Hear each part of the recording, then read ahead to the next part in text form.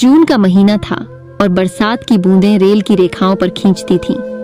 एक अध्ययन के लिए केतु ने दिल्ली से मुंबई जाने वाली ट्रेन में सीट बुक की थी।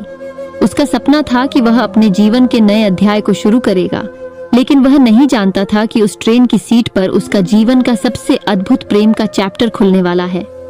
ट्रेन खुशबू से भरी हुई थी। जब केतु अपनी सीट पर बैठा, उसने एक खूबसूरत लड़की को देखा जो उसके सामने बैठी थी।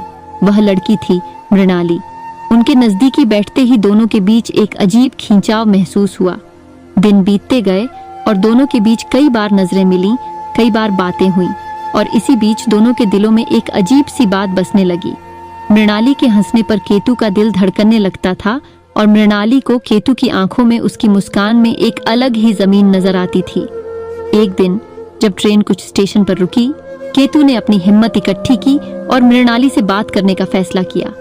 वह उसके पास गया और कहा, क्या आपका इस सफर में कोई साथी है? मृणाली ने उसकी ओर देखते हुए कहा, नहीं, क्यों?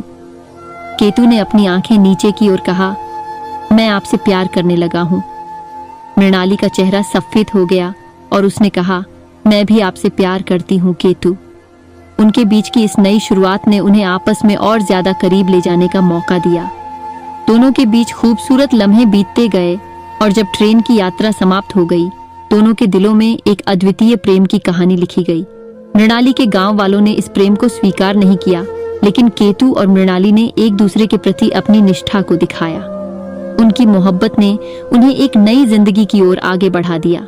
जब वह दोनों एक नए नगर में अपने जीवन की नई शुरुआत करने के लिए रुके, उन्होंने एक दूसरे के साथ वादा किया कि वे हमेशा एक दूसरे के साथ रहेंगे, चाहे जो भी हो।